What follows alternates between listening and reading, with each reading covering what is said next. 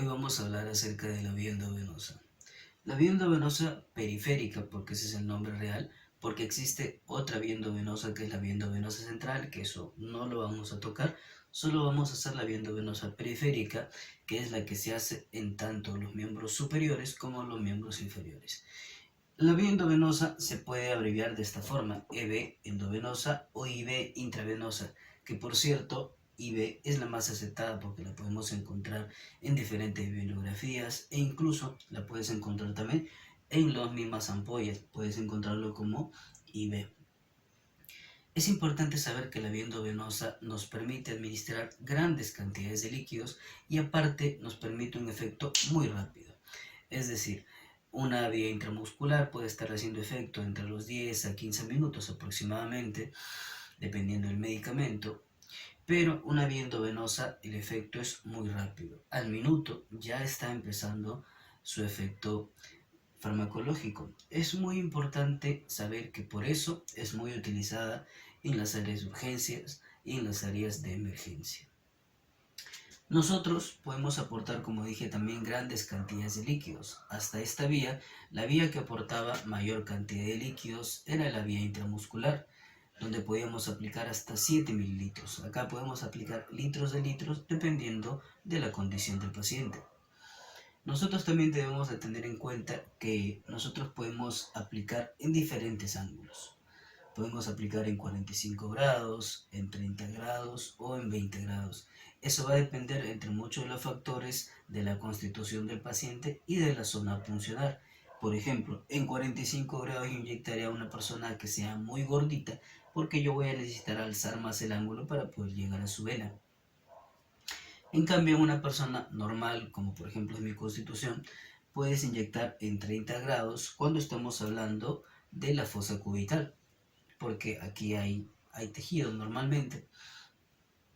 Y en ángulo de 20 grados cuando estamos hablando de una zona que casi que no tiene tejido. Es en el caso del arco dorsal, cuando nosotros inyectamos aquí, pues es importante hacer un ángulo mucho más bajo porque si no podríamos perforar la vena y sobre todo dañar algún nervio, etc. Es importante saber que la sujeción de la jeringa va a seguir siendo como la vía subcutánea y la vía intradérmica. Vamos a sujetarla de esta forma, ¿correcto? Así que yo prefiero hacerlo con 2 a 3 deditos máximo y así funciona. Es mucho más sencillo, van a ver que realmente lo es.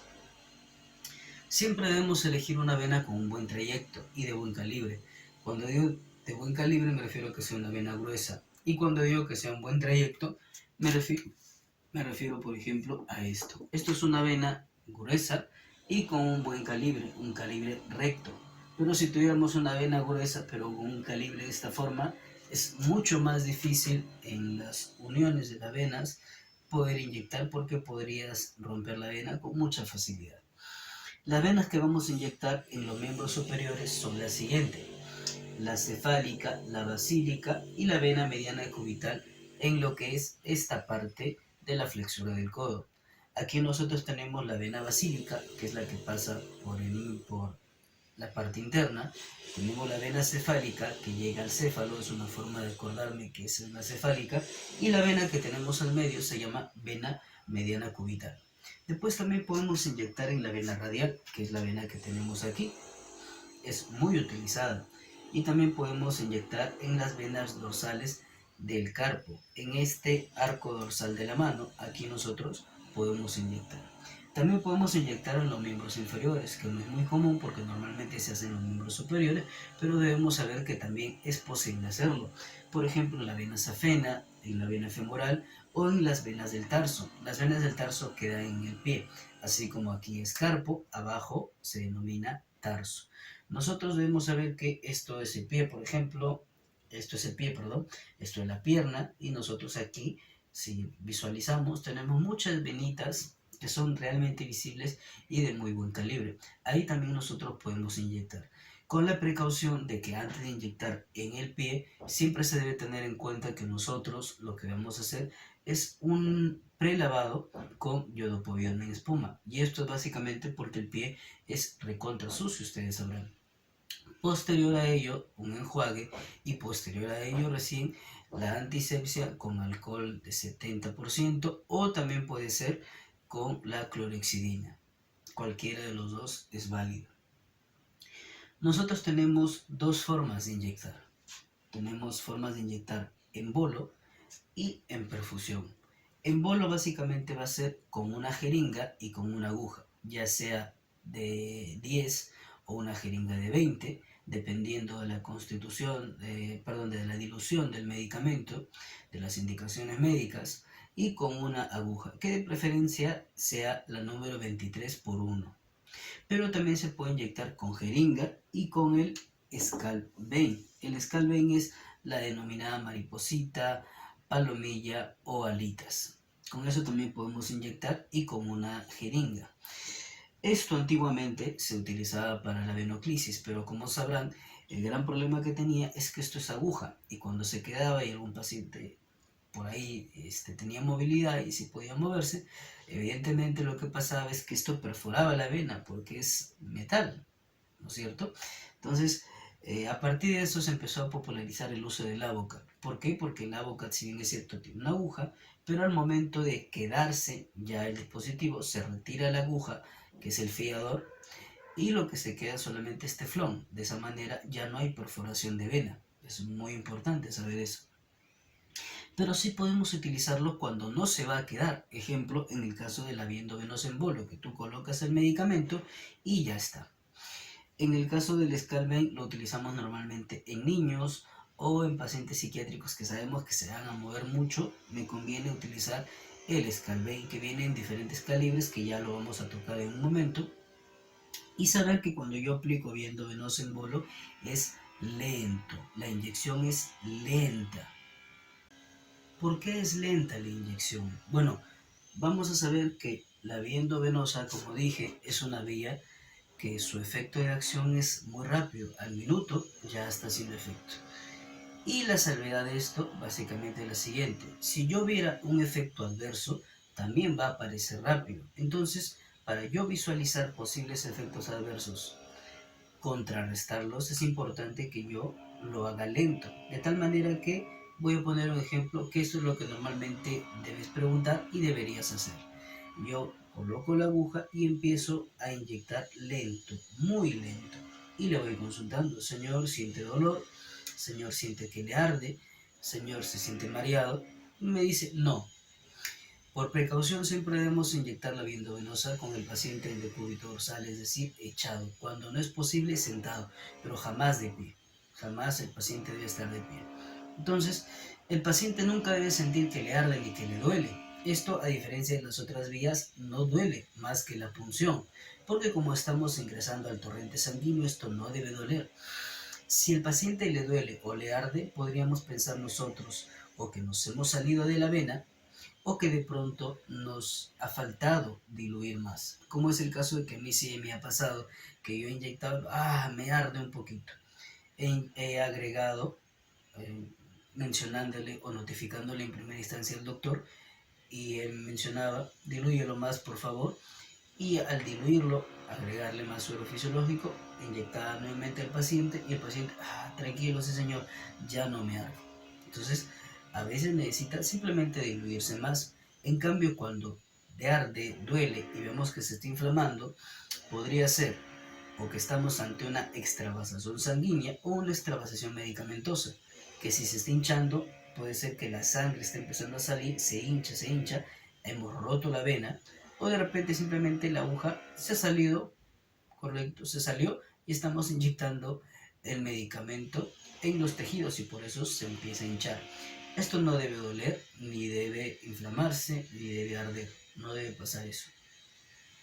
Ahora, es importante saber también que la otra forma de inyectar es en perfusión, es decir, ya cuando ya colgamos un suero y estamos o necesitamos administrar grandes cantidades de líquidos, porque acá nosotros dijimos podemos administrar 10 a 20 mililitros, correcto, 10 a 20 mililitros. Cuando requerimos más, ya nosotros colocamos ya un suero, porque los sueros podemos encontrar de 100, de 250, de 500 o sueros de 1000 mililitros. Podemos incluso colocar varios tipos de suero. Vamos a hablar de la perfusión. La perfusión nosotros tenemos dos formas de colocarla, en perfusión continua y en perfusión intermitente. En la perfusión continua yo voy a utilizar un equipo de venoclisis. El equipo de venoclisis o equipo de macrogoteo me va a dar gotas.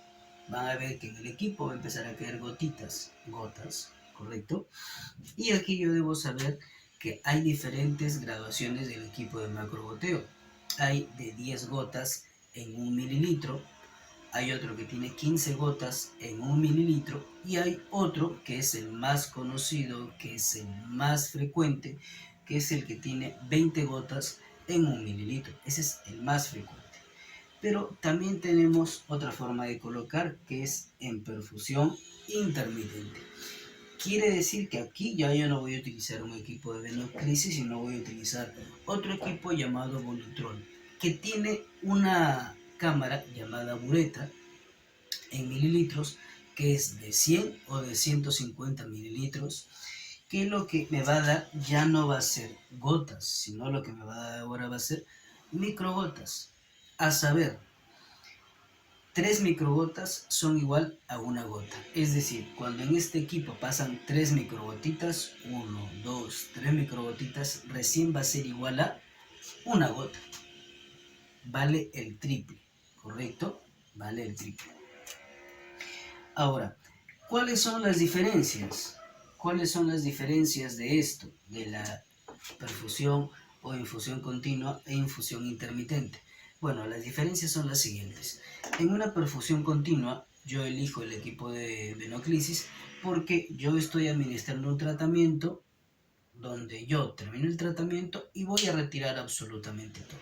Si bien es cierto, puedo dejar una llave de triple vía, pero voy a retirar, me refiero, el equipo de venoclisis y el paciente se va a quedar con su llave o sin llave si es que no voy a continuar otro día, ¿correcto? Pero en la perfusión intermitente no es que yo coloco una vez y ya está, no. La perfusión intermitente tiene la bondad de que yo puedo utilizar el equipo y volverlo a utilizar en unas horas, porque eso me permite esa bureta, ese tubito que tiene de 100 o de 150 mililitros, me permite reutilizarlo. ¿Qué quiere decir? Que yo puedo utilizar este equipo varias veces al día. Por ejemplo, cuando tengo una indicación médica de amikacina, por ejemplo, que es un antibiótico, me dicen que yo debo colocar o cada 8 horas o cada 12 horas, por ejemplo. Entonces, ¿qué quiere decir? Que en un día voy a utilizarlo o 3 o 2 veces en el mismo día. ¿Qué me conviene? Pues utilizar un equipo de Volutrol que por tener esa cámara me permite reutilizarlo y no estar gastando 3 equipos de venoclisis. Entonces, cuando el tratamiento es intermitente, quiere decir que yo voy a colocarle, voy a dejar de colocarle en unas horas, voy a volver a colocarle en unas horas, lo voy a dejar descansar y voy a volver a colocarle y voy a dejarlo descansar y voy a volver a colocarle, es decir, intermitente. Hago el procedimiento, doy un espacio de unas horas, vuelvo a hacer el tratamiento, doy un espacio de descanso de horas y le pongo el tratamiento. Eso quiere decir intermitente porque no estamos haciéndolo continuo. Hago, dejo de hacer, hago, dejo de hacer. Cuando el tratamiento es así, intermitente, varias veces al día o por varios días, me conviene utilizar un equipo de Volutrol.